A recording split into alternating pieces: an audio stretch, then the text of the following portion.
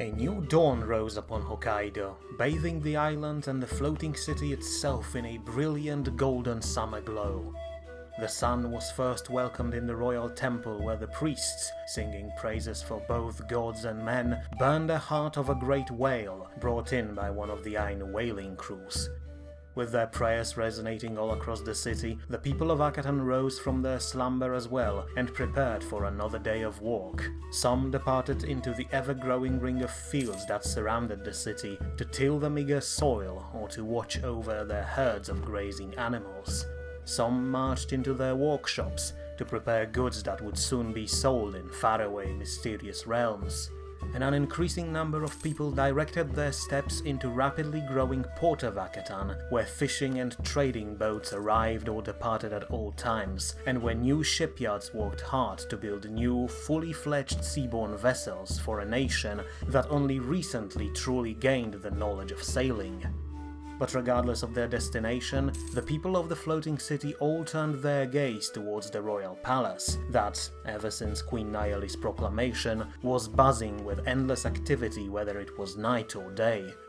Her Majesty proved to be true to her promise and wasted no time on needless frivolities. As soon as her ascension was secured, she set off to work and kept the court working without even a momentary delay. Messengers arrived and departed at all times, scholars of Xibalba presented their ideas daily, and merchants and diplomatic delegations all formed a long line, waiting for instructions on how to carry out their missions into foreign lands. The queen might have been staying in her palace, but she understood that the world around her was not only much larger than she once thought, but also far more complicated, and so she worked tirelessly to understand it, for only by gaining more knowledge about her surroundings she could direct next steps of her kingdom. The first order of business was to finally bring her people out of their landlocked isolation and into wider world. But in order to do that, Akatan needed true ships, vessels that it could use to transport men and resources at long distances without constant fear of high tides or erratic winds. For that, true sailors had to be trained for the first time, and the court spared no expenses when it came to hiring potential instructors. Both Ainu and Ando peoples had a handful of their own sailors who were now serving as teachers, tasked with giving population of Akatan their sea legs. It was a simple job at first, as the crown only ordered transport vessels to be designed for now. The time for actual navy would come later, because for now another project had to be undertook, namely colonization of the mainland. With the recent journeys and new contacts, cartographers of Akatan were able to prepare a reasonably well-detailed map of surrounding areas, and thanks to report of long-distance Ainu whaling expeditions, said maps could now be used to direct Akatan's colonial ambitions into new areas, once much more distant than nearby Kuril Islands. The first objective was the area called Tuisk, located north of Hokkaido. It was a much longer journey than the one to a recent colony, but, in a way, it was also relatively safe. The bay that prospective settlers had to cross was relatively calm, especially when compared to open waters south and east of Akatan, and because of geography of the area there was no chance of being lost in open sea, as the bay was almost completely surrounded by land. Overall, aside from harsh climate on the mainland, which was even more freezing than in Hokkaido, Tuisk was a perfect place to develop another experimental colony. It was much further than the Kurils, but still relatively close. It offered good opportunities to train sailors, and it was also far away from major powers of the mainland, which could only help to keep Akatan in the shadows. What the Queen and her court did not predict, however, was that inhabitants of Tuisk were not exactly too eager to share their lands with anyone else. Within days of first colonists getting ashore, local tribes began raids trying to kill Mayan settlers, or at least drive them back into the sea. Several of these tribes even united together, and their combined force was said to count around 1,000 warriors. Warriors who could do whatever they want, because unlike with the Kurils, Akatan had no way to transport its army there to help the colonists. But, despite all these problems, Akatani settlers managed to hold on. They built their first settlements in defensible locations, conducted their own counterattacks, and, slowly but surely, managed to carve a small, relatively safe piece of land for themselves, although it was sure that military intervention was necessary if the colony was ever to become sustainable. But that was exactly what Queen Nayeli's subjects were working on. After first few transport ships, which were a mix of Ainu whaling boats, Ando Bunes and some new ideas straight from Xibalba, were put to sea, the final design was approved and crowned scribes carried it to every coastal village and town in order to begin production, with objective being of creating at least 60 or 80 of them in order to transport around 3,000 or 4,000 men and supplies necessary for them in a single go. It was an ambitious and expensive project, and it almost completely emptied Akatani coffers, but everyone knew that it was necessary, and so, all along the coast, people who had no experience with shipbuilding set off to work to deliver Queen's request, so that she could send her warriors north, pacify unruly tribes on the mainland.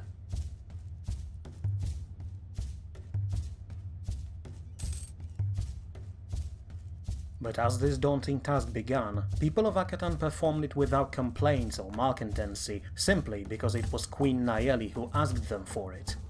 At first, some feared that she would turn into an oppressive tyrant, but in the months following her ascension, Her Majesty proved to be a person that was not just focused on an overarching mission, but also one genuinely concerned with well-being of her people. She sponsored schools and medical practices, she restricted human sacrifice to just criminals guilty of most grave crimes, and, overall, did her best to bring peace and prosperity to her people.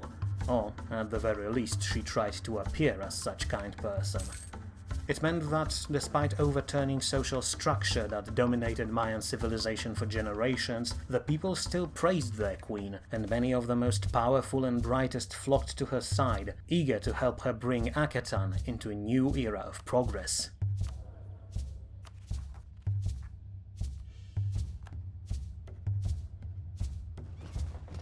Which, ultimately, meant that required 60 transport ships were completed within less than 2 years, and a detachment of the army, led once more by War Chief Kayom, could depart on their first true overseas campaign. The settlers of Toysk still held their ground, but at this point raids against their coastal settlements were so brazen that it was only a matter of time before they were either forced to abandon them or would end up slaughtered to the last man.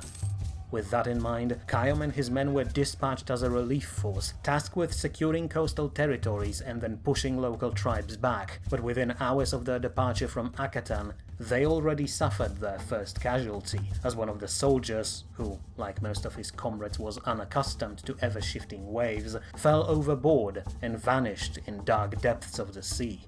Before this transport fleet arrived at its destination, dozens more accidents like that followed, and even more of the soldiers were taken out of the equation by extreme cases of seasickness. But, in the end, in summer of 1478, after a month-long journey, Akatani fleet reached the main colonial settlement in Toysk, and War Chief Kayom and his warriors set off to work, although their numbers were lower by around 100 men even before first fight even began. But, despite these accidental losses of attrition, the army was happy to be back on solid land once again and set off to work with commendable eagerness, pushing local warriors back and securing coastal settlements in matter of weeks. The locals were brave and fought with considerable ferocity, but in the end they stood no chance, and after around half of their warriors were killed, the rest lost heart and vanished in endless forests that covered their lands and returned to their homes. War Chief Kayom followed them, but, unlike with the Kuril Islands, this time he had no intentions of exterminating local populations. Instead, he organized his force into several garrisons that kept watch on both Mayan colonists and local populations, in hopes that their presence would be enough to dissuade these tribes from raising once again and, ultimately, convince them to become part of the colony. Sadly, it all turned out to be a pipe dream at first, and mere months later raids began anew, and once more had to be chased down and taken out by Kayom's force. When news of that reached Queen Nayeli, she sent a message to her war chief, telling him that the future fate of local tribes was up to him. If he wished, he could continue his assimilation efforts, but should he feel that such actions were pointless, the Queen gave him his blessing to remove all obstacles to Akatan's expanse by force.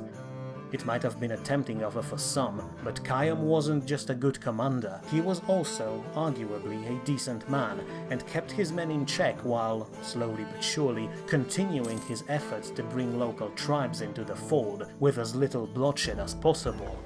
They were not Mayans, true, but just like people of Ainu and Ando clan, they too deserved a chance to stand side by side with the rest of Akatan and work together to break the cycle of destruction. The color of their skin, their religion and their culture meant nothing to Khayyam. In his mind, all those who stood beside him were worthy of being citizens of Akatan. All he had to do was to convince these tribes of his nation's honest intentions. And what better way to do so than with a promise of wealth and prosperity for all those who would join his ranks? And if that failed, the threat of violent, bloody death was never too far behind either.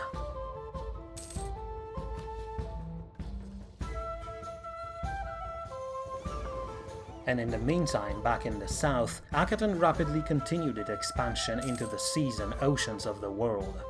Construction of their military transport fleet provided freshly minted Mayan shipwrights with a very important experience, one that they immediately used to construct faster and more maneuverable vessels that could help protect the ever-growing merchant navy. After all, the sea between Akatan and the mainland was teeming with traders moving in all directions, and wherever there's trade, pirates were sure to follow, eager to take some of that merchant wealth for themselves. In Akatan's case, said pirates mostly originated from northern shores of Nippon and were often sponsored by still resentful Uesugi, but now, for the first time, Mayan traders could bring their own protection to bear. It wasn't anything spectacular, just 2 vessels, but they were usually enough to chase uncoordinated raiders who expected an easy prey. And said vessels, a number of which would only grow as time went by, were perfect examples of just how mixed and unorthodox Mayan naval design was. The ships, named Zot's and Kukulkan's Fury, were based on transport barges, but reduced in scale, with their design being much more sleek and narrow, which gave them much needed agility and speed. Like most of these new vessels, they relied on a main sail to propel them forward, but could also be operated with oars, and, in fact, it was not uncommon for Mayan sailors to use both in combat situations, as it even further increased their maneuverability. And, finally, aside from a complement of marines and sailors, the vessels also housed a device which design was brought from the mainland, a ballista, a huge bow-like device capable of firing heavy bolts that could easily punch through other vessels. Of course, at this point in time, Akatani fleet was still minuscule in number and operated by inexperienced crews, but according to reports of the Ainu and Ando instructors, the Mayans proved to be surprisingly fast learners, and with every passing day their crews became more and more competent, which, in turn, meant that trade with the mainland and Nippon itself flourished on a scale never seen before.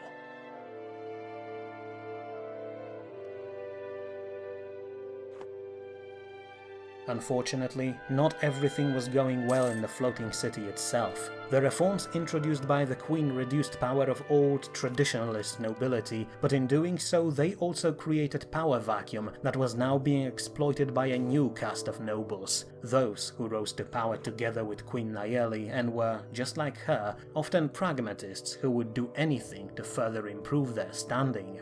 Which inevitably led to serious disputes, ones that sometimes threatened to spiral out of control and turn into a complete civil war, as these new, powerful families were not above raising their own banners in rebellion in order to achieve their goals.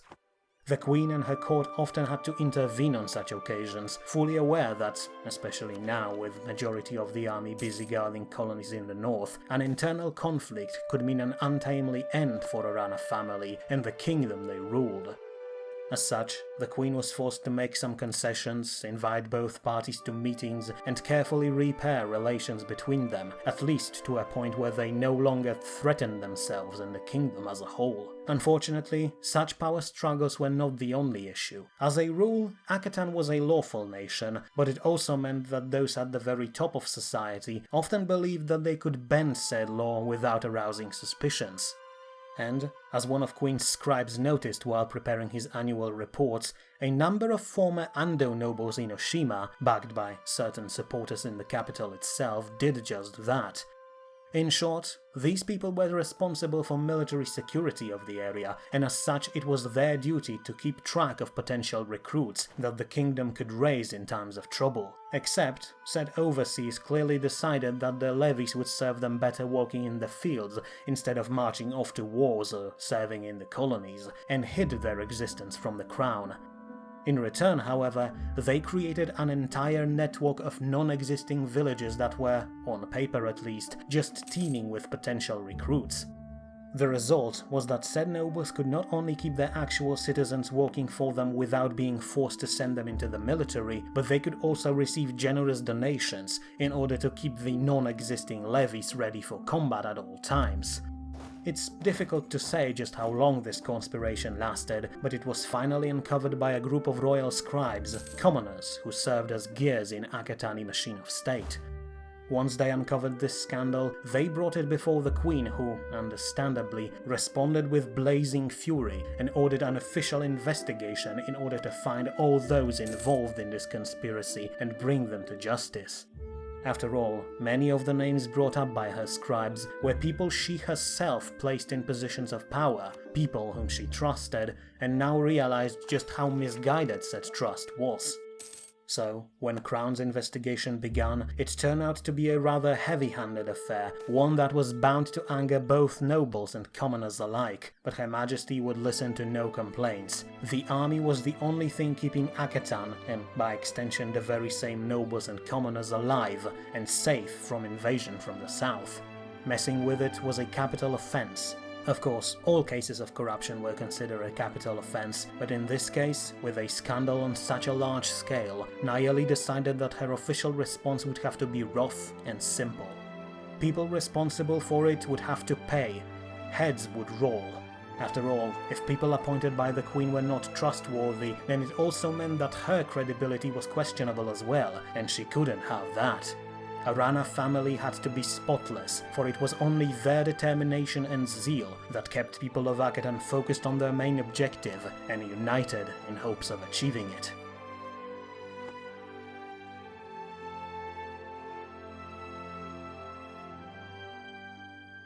The official investigation lasted for several months, but in the end, all conspirators were uncovered and brought to justice.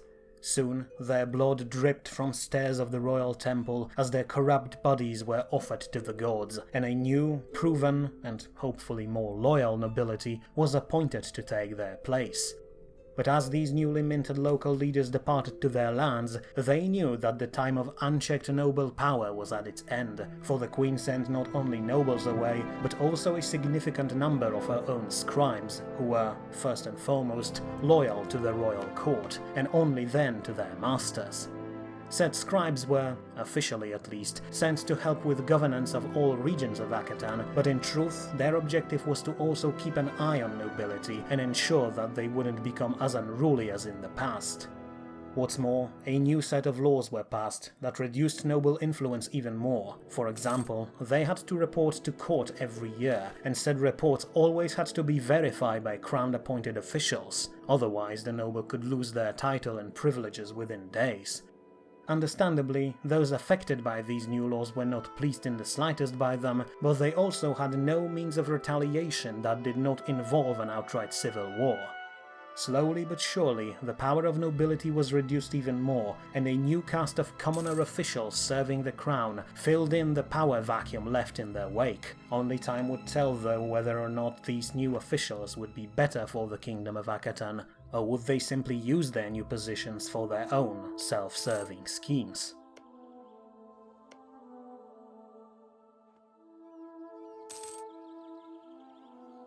But while Akatan was busy with internal power plays, its colonies in the north steadily expanded their territories and infrastructure. The tribes that inhabited the mainland were far more aggressive and ferocious than the ones living in the Kurils, and so assimilating them as War Chief Khayyam wanted proved to be way more challenging than expected, and more soldiers had to be brought from the main island in order to keep the ever-expanding colonies safe from frequent raids. But, in spite of these hardships, the colonies grew at a rapid pace. Some people ventured out of Akatan driven by their own sense of adventure, others saw an opportunity to become rich and influential, and a certain number of people also enjoyed these faraway colonial lands simply because they were far away from Akatani government. That, however, was bound to change. As new settlements grew, logistical network between them and the capital grew more and more extensive as well, and with every passing year, more and more officials were sent from the floating city to better organize overseas possessions and ensure that they were profitable and useful for the crown. And an even larger number of government workers were sent north when news of untold wealth found in one of the newly established settlements reached the capital. A lone prospector was looking for iron in hopes of securing a steady source of the metal that could be used to produce tools and weapons for local garrisons on site instead of shipping them from home. To his surprise, however, he found a vein of gold so rich that after a mere single excavation trip he had enough money to buy the very settlement he lived in. Unfortunately for the man, however, such abundance of wealth could not be hidden for long, and soon news of this rich vein reached other settlers and, in time, the government itself. As expected, the crown sprang into action without delay, sending officials, governors, soldiers and workers to secure and exploit this wealth for itself. But, unfortunately, it was not before the mad gold rush amongst the colonists caused a disaster. The government's response was quick, but it would still take months to transport all of the necessary men and resources into the colony of Okhotsk, and in that time, locals threw themselves at glowing metal with reckless abandon. Wild mines were opened by people who had no idea how to construct them and then collapsed, burying dozens of miners beneath tons of very expensive rubble. Fights erupted between prospectors and miners, and famine struck as people who brought in food before now dropped everything in order to grab a pickaxe and mine some gold for themselves. By the time the new governor arrived, the colony was in chaos with hundreds dead and the rest starving. What's worse, news about War Chief Khayyam's death reached the governor as well, meaning that northern forces were now commanded by lesser chieftains who were not used to campaigns on such a scale so far away from home. The crown had to send relief supplies or risk a complete collapse of the colony, but, in the end, officials sent by the queen managed to resolve the crisis while keeping losses to the minimum. But while this situation was a tragedy for the people, for the crown itself, it proved to be a blessing. Now that most of the independent miners were out of the picture, Queen's men could step in and easily lay claim to the majority of the gold vein without dealing with local people. Now all they had to do was properly exploit it, and soon Akatan would swim in riches. Additionally, it also gave much-needed credibility to the whole colonial affair. At that point, many people on the main island questioned just why exactly the Queen expanded her influence to the north instead of moving east towards home. But when first ship filled to the brim with precious metal moored in Akatani port, these complaints ceased immediately. Gold, as it happened, was a perfect tool to convince all malcontents, and when Queen Nayeli ordered even more settlements to be established in the north, many of those who called these colonies a waste of time were now on the very forefront of expeditions. After all, if one prospector got lucky, they could too, and the expansion continued, fueled by the most common dream shared by almost all of humanity since the dawn of time: the dream of gold.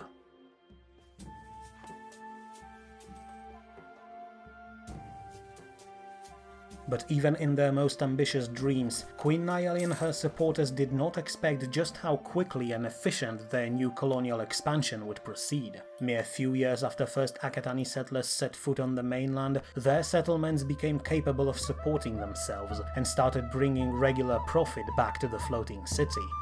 The locals, thanks to late Chief Khayyam's hard work, were assimilated as well, and after many difficulties and violent raids, finally joined the colonists as part of the kingdom. It wasn't any spectacular ideology that convinced them though, but sheer regular pragmatism. The locals tried to dislodge Mayan newcomers with all their might and push them back into the sea, but despite their efforts, colonies steadily expanded with every day.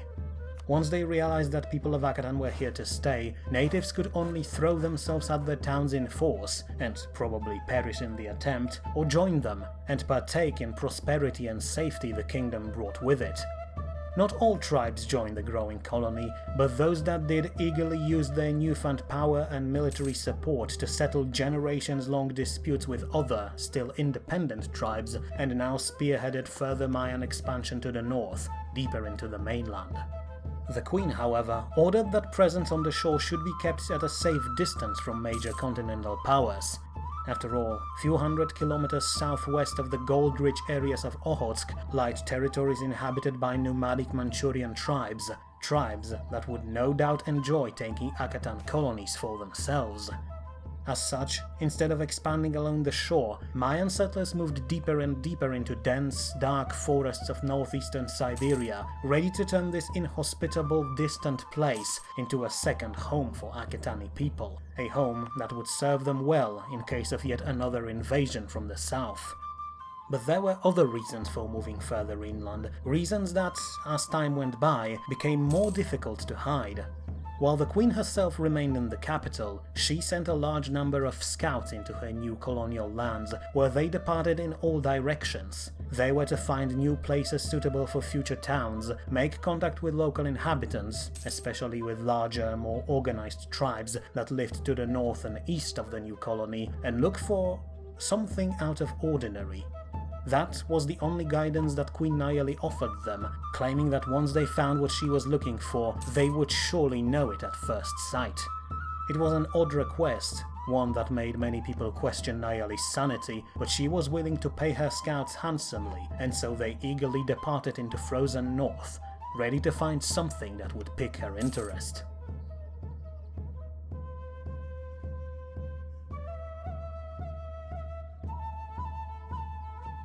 Day by day, month by month, Mayan presence in the north grew, as people from both higher echelons and from the very bottom of society departed from Hokkaido to look for prosperity in the colonies. They met resistance at every step of their journey though. Their nature was against them, as the area they moved into was harsh and often inhospitable. The natives that inhabited these lands fought back against colonial expansion every day, but with more and more soldiers transferred from the mainland, these attacks were doomed to failure. But another issue arose rather unexpectedly, and was first noticed when a group of merchants sailed into one of Ashikaga ports in hopes of purchasing some tools needed for settlers abroad. This merchant crew conducted business in that port many times and never encountered any issues, so they were more than surprised when merchants simply refused them access, while others raised their price to completely unreasonable levels. Bewildered by the sudden hostility, the merchants departed and tried their luck in another port, this one belonging to an Aushi clan, but were met with similar response. A quick investigation conducted by one of the Ainu crew members over a bottle of sake in a local tavern uncovered the cause of this odd behavior. Apparently, some weird rumors started circulating about Akatan and its queen in particular. The kingdom and its leader were described in these rumors as vile, bloodthirsty, treacherous barbarians, and conducting any kind of business with them was an invitation for misery, as they were sure to stab even their would-be allies in the back. The rumors then spiraled into complete nonsense, calling Queen Nayeli a cannibal and a demon from deepest depths of hell, which, while obviously not true, caused these rumors to have a desired effect, and people of Akatan were now treated with distrust and, on some occasions, even with open hostility. It's difficult to say who was responsible for these stories, whether shared by remnants of Ando clan, still resentful after losing their last stronghold, whether spread by Uesugi, bitter after their failed invasion. Maybe they originated from Akatan itself, spread by remnants of old nobility and priesthood that somehow survived Queen Nayeli's purges. Or maybe they came from another source, or from all of them at once. It was impossible to tell, but because Akatan was shrouded in veil of secrecy, it had little means of actually countering these rumors. The merchants would survive somehow, as people of their ilk always did, for instance by trading under a different flag or purely by middlemen, but for the crown itself, it caused some serious problems. The only option they had was to hide themselves even deeper and completely sever all ties with outside world, at least until these rumors died down. The only alternative was to reveal themselves. An entire court knew that doing so would only invite troubles to come to Akatan's doorstep. And so, the island remained silent, and the so-called Queen of Evil and her court of demons focused all their attention on their colonies and their ever-growing fleet.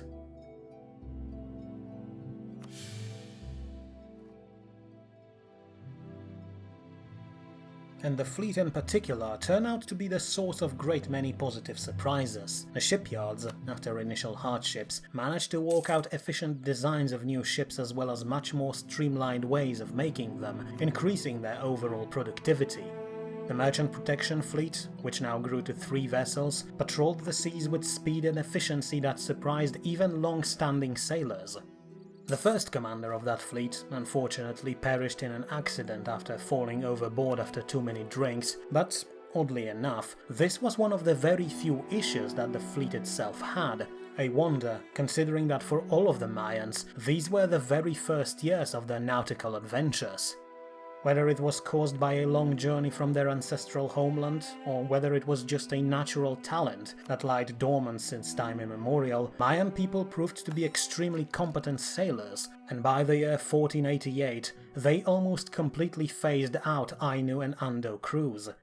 Somehow, despite having no prior experience, people of Akatan, some of whom lived inland for their entire lives, possessed almost uncanny intuition and the ability to read the sea.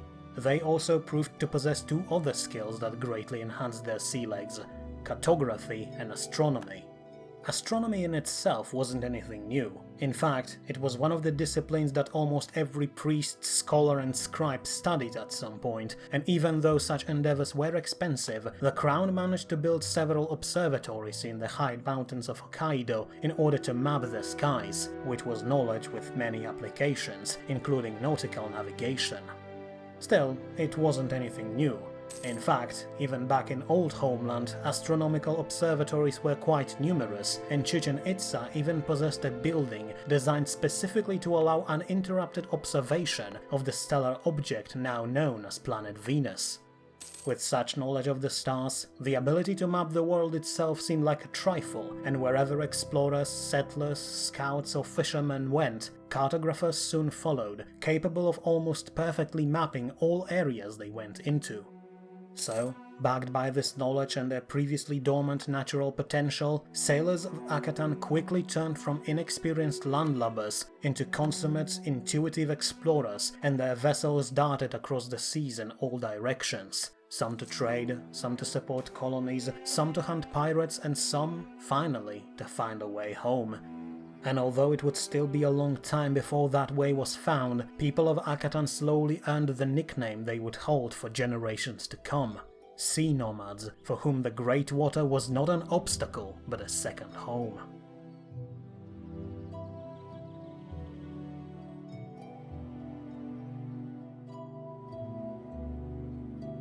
Mayan ships ventured in all directions, bringing wealth and knowledge back home, and each journey expanded Mayan understanding of the world a bit more.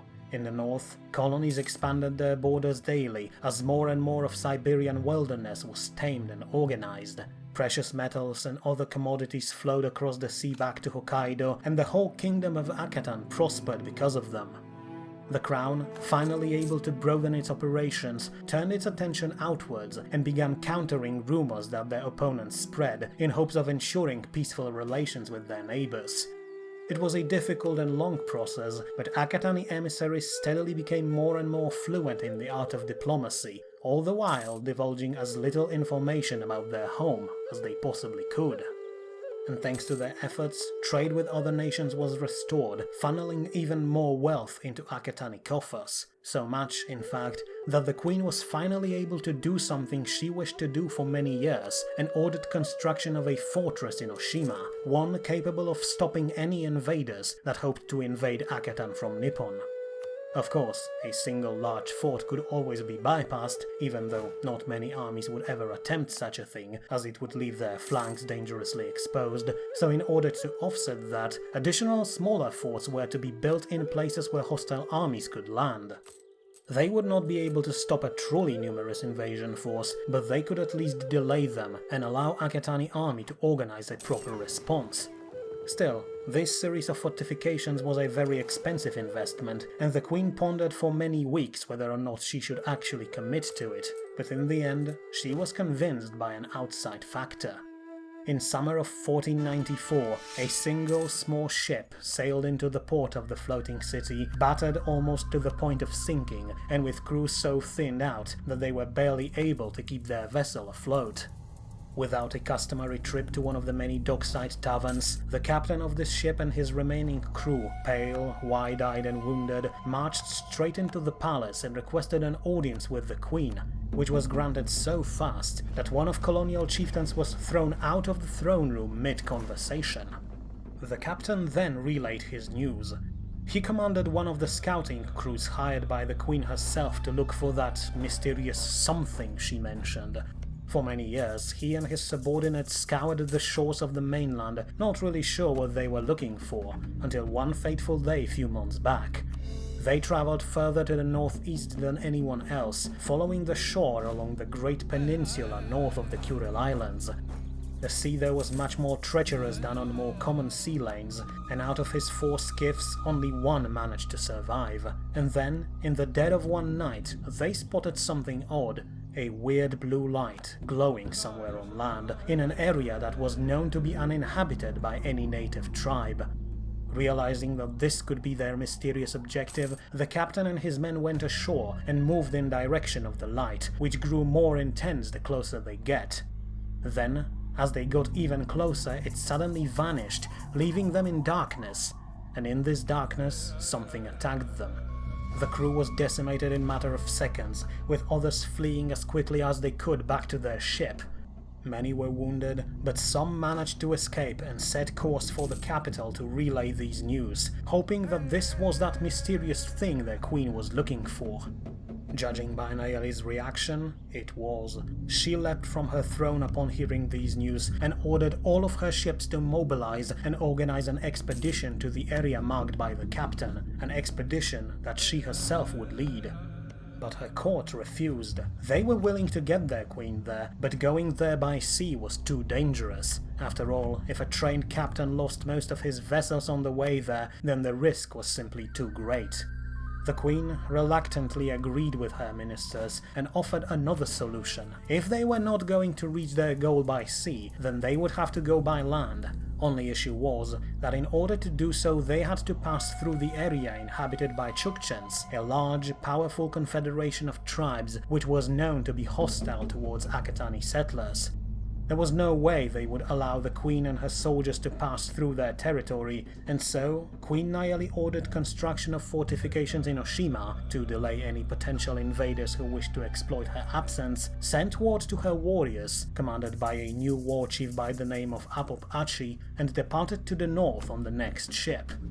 The rest of the army soon followed and linked up in Tuisk with colonial forces, forming up into a single host 12,000 men strong. Their objective? To beat Chukchen tribes into submission, secure a safe path through their lands, and deliver their queen to the place she wished to go. What did she want to do there? No one knew, but if Nayeli herself was to be believed, once she reached that mysterious place, she would be able to bring her people into a new age of prosperity and power, and give them all enough strength to see their mission through. The way to restoring their homeland lied in the very northeastern edge of Siberia, but in order to get there safely, warriors of Akatan once more were forced to go to war.